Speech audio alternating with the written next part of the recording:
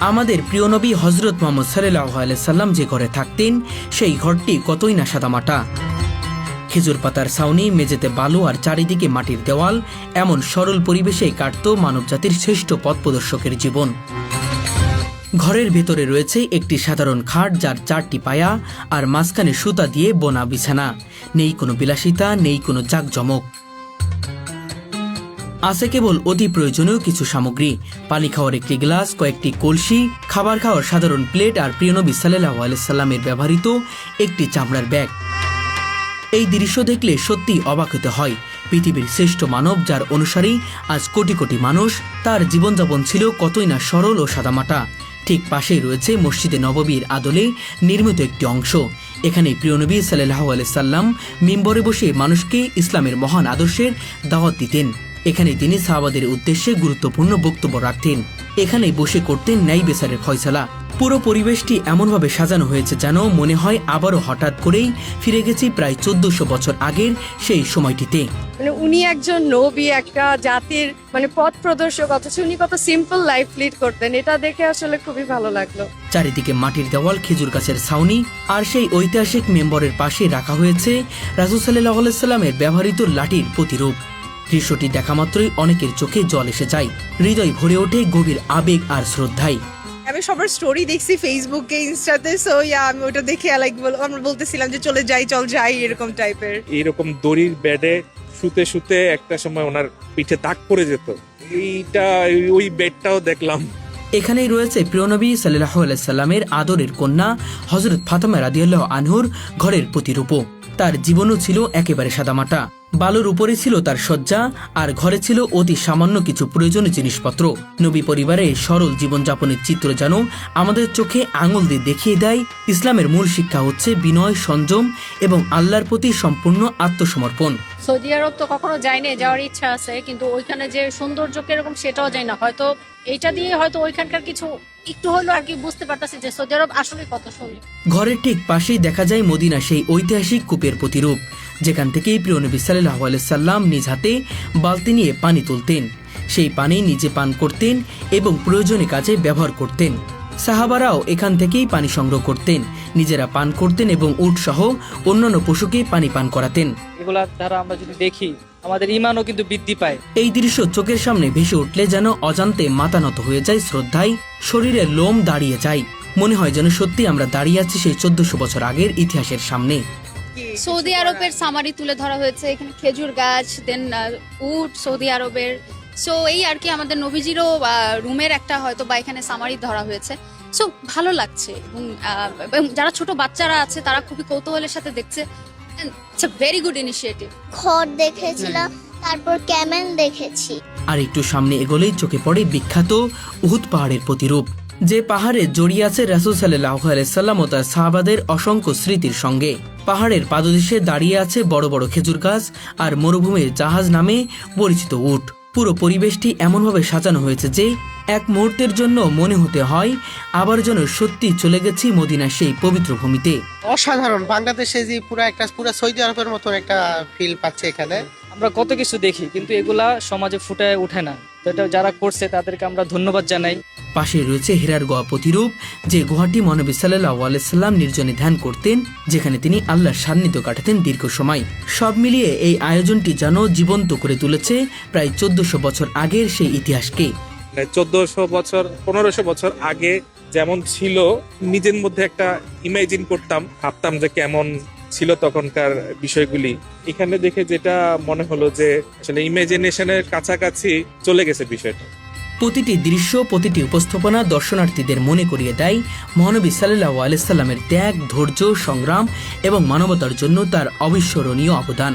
তার জীবনযাপন দেখলে মনে হয় মানবজাতিকে সঠিক পথ দেখাতে কতই না কষ্ট সহ্য করেছেন তিনি। দেখতেছি ভালো লাগছে আর কি, নতুন একটা এক্সপেরিয়েন্স করার মতো জায়গা। আমি আজকে ফার্স্ট টাইম আসলাম এখানে। আমি স্টোরি দেখছি লিটারালি, যে এই জায়গাটারই স্টোরি সবাই দিচ্ছে। সো পবিত্র রমজান মাসে মানুষের মাঝে রাসূল সাল্লাল্লাহু আলাইহি সাল্লামের জীবন ও দর্শন ছড়িয়ে দিতে অভিনব ব্যতিক্রমে আয়োজন করা হয়েছে রাজধানীর গুলশান শুটিং ক্লাবে। এখানে নবীজির জীবনের প্রতিটি গুরুত্বপূর্ণ অধ্যায় ও পরিবেশকে প্রতিরূপের মাধ্যমে তুলে ধরা হয়েছে, যাতে মানুষ সহজেই উপলব্ধি করতে পারে তার সহজ সরল জীবন, ত্যাগ এবং তার আদর্শ। এই আয়োজন শুধু একটি দর্শনীয় নয়, বরং এটি যেন এক জীবন্ত ইতিহাস, যা আমাদের মনে করিয়ে দেয় সত্যিকারের মহানতা লুকিয়ে থাকে সরলতা, বিনয় এবং আল্লাহর পথে অবিচল থাকার মাধ্যমেই। ভালো লাগতেছে এটা দেখার পরে, মানে আগের অনুভূতিটা আমাদের ফিরে আসে। এগুলার দ্বারা আমরা যদি দেখি আমাদের ইমানও কিন্তু বৃদ্ধি পায়।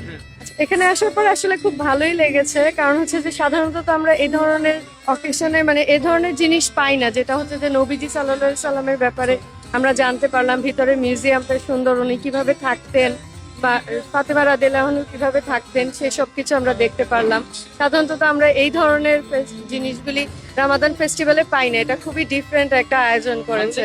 জি অবশ্যই অনেক ভালো লেগেছে, আর আমরা বেবিদেরও নিয়ে আসলাম, ওরাও অনেক কিছু জানতে পারলো ব্যাপারে। সবচেয়ে যেটা ভালো লেগেছে যে আসলে নবীজি সাল্লাল্লাহু আলাইহি সাল্লাম কত সিম্পল লাইফ লিড করতেন, মানে উনি একজন নবী, একটা জাতির মানে পথ প্রদর্শক, অথচ উনি কত সিম্পল লাইফ লিড করতেন, এটা দেখে আসলে খুবই ভালো লাগলো। আমি তো সবার সাথেই এসেছি পরিবারের, আমার বেবিকেও নিয়ে আসলাম, ও অনেক কিছু দেখে শিখলো এখানে, মানে প্র্যাকটিক্যাল একটা এক্সপিরিয়েন্স অ্যাকচুয়ালি। প্রথমত একটু অবাক হয়েছি এখানে এসেই, তারপর যখন ভিতরে ঢুকলাম আরেকটু অবাক হয়েছি।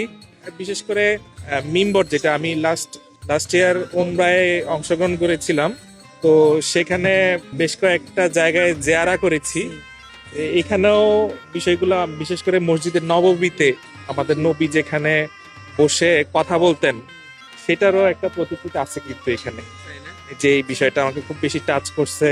তারপর ওনার যে বেড, উনি যেভাবে শুতেন দড়ির উপরে, এবং একটা সময় ওনার জীবনীতে আছে, একটা সময় আছে যে উনি এগুলা এইরকম দড়ির বেডে শুতে শুতে একটা সময় ওনার পিঠে দাগ পড়ে যেত। হ্যাঁ, তো এইটা ওই বেডটাও দেখলাম। আগে কখনো আমি এটা অনুভব তো করিনি, আজকে ফার্স্ট আসছি, খুব ভালো লাগতেছে, মানে বলার কোনো ভাষা নাই, এত সুন্দর। সবচাইতে ভালো লাগছে এদের যে ডেকোরেশনটা, বা ওই অ্যারাবিয়ান একটা ফিল, বা রোজার মাসে যেরকম একটা ফিল হয় বাহিরের দেশে যেরকম, ওই ফিলটা এখানে খুব। এখানে যে ধূপটা জ্বলতেছে এটার স্মেলটা অনেক ভালো লাগছে। হ্যাঁ, একদম মন শান্ত হয়ে গেছে। হ্যাঁ ডেফিনেটলি ভালো লেগেছে এবং ইটস ভেরি ইউনিক, এরকম আগে কখনো আমি দেখিনি। এবং নতুন নতুন অনেক উদ্যোক্তারা এখানে দেখছি যে তারা তাদের এক্সিবিশনে তাদের প্রোডাক্টস নিয়ে এসছে এবং বাহির থেকেও এসেছে। So that's very good. মানুষ ফ্যামিলি নিয়ে এসছে, মানুষ ফ্রেন্ডস নিয়ে আসছে, ইভেন আমিও ফ্রেন্ডস নিয়ে এসছি, এবং I am exploring the stalls. It's very unique, very happening, এবং ভীষণ ভালো লাগছে। আমার কাছে এই কনসেপ্টটা খুব ভালো লেগেছে, এবং ইভেন যারাই করেছে, আমি জানি না কারা করেছে, but very thank to them, and it's really good.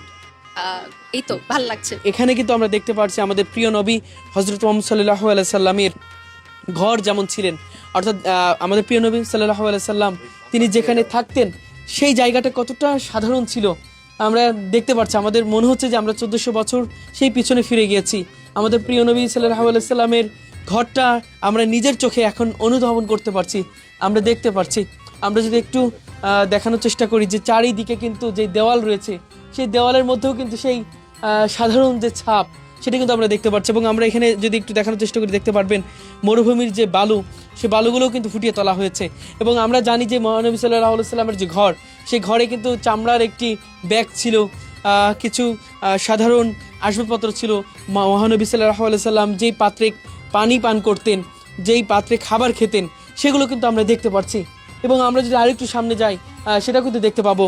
এটাই হলো আমাদের প্রিয় নবী হযরত মুহাম্মদ সাল্লাল্লাহু আলাইহি সাল্লামের সেই জায়গা, যে জায়গায় আমরা আসলে 1400 বছর পিছনে ফিরে গিয়েছি।